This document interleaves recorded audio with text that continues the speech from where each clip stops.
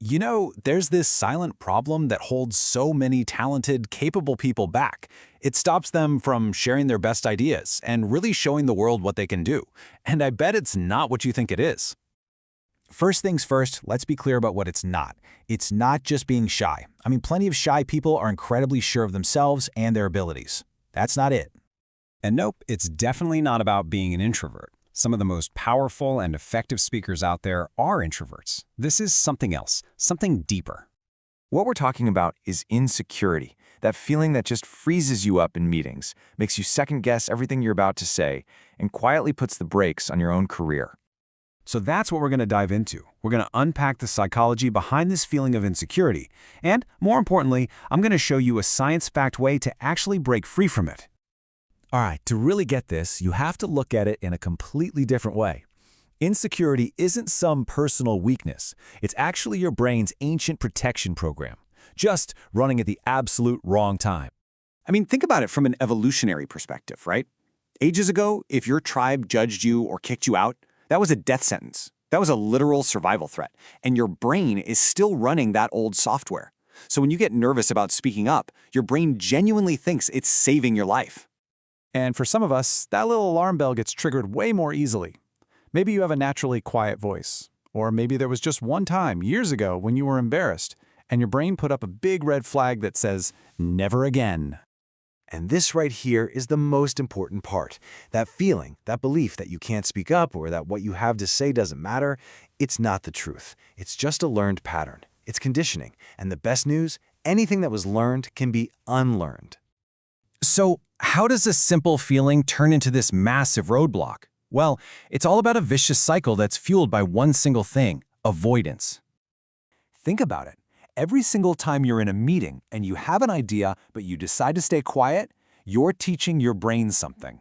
You're teaching it that speaking up must be dangerous because, hey, you stayed silent and you were safe, right? Every time you do that, the fear gets a little bigger and the habit of silence gets a little stronger until it feels totally impossible to break. All right, so that's the problem. How in the world do we break out of that loop? Well, it all comes down to one totally counterintuitive principle. You have to act first before your brain can talk you out of it. Almost everything we're taught is backwards. We think, I'll act when I feel confident. But science tells us that's just wrong. It doesn't work that way. You can't wait to feel brave. You have to act first, and the feeling of confidence comes after. It follows the action. Okay, so if action comes first, what action do we actually take? Let's get really practical here. I want to give you a simple toolkit, a set of actions you can start using literally today. It all comes down to 3 super simple, almost ridiculously simple steps. Each one is designed to just build a tiny bit of momentum, a little bit of micro-confidence that starts to dial down that anxiety. Step 1, just speak once. Seriously, that's it. Your goal in every single meeting is to say one thing. It doesn't have to be a groundbreaking idea. It can be as simple as, I agree with that point. You're not trying to be a genius. You're just breaking the habit of being silent. Okay, step 2. This one is an absolute game changer for so many people. Spend 5 minutes every single day reading something out loud. Your voice is a muscle. The more you use it with intention, the stronger and clearer it gets. This builds physical confidence in your own voice. And finally, step 3. This one is for that nagging voice in your head that goes, but what if I have nothing to say? It's the prepared line technique. Before a meeting, just write down 1 or 2 sentences you could say. Having a script in your back pocket short-circuits that anxiety because the uncertainty is gone. We need to shatter this myth about confident people. We think they're just born that way. But if you actually watch them, they're not perfect.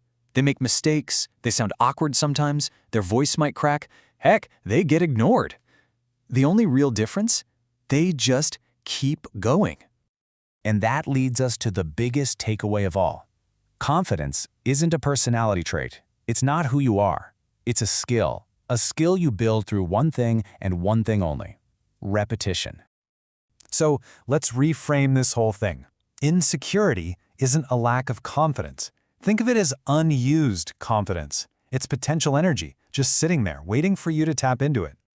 Your confidence isn't gone. It's not missing. It's just sitting there, waiting. So the real question isn't whether you have it or not. The real question is, how are you going to choose to use it starting today?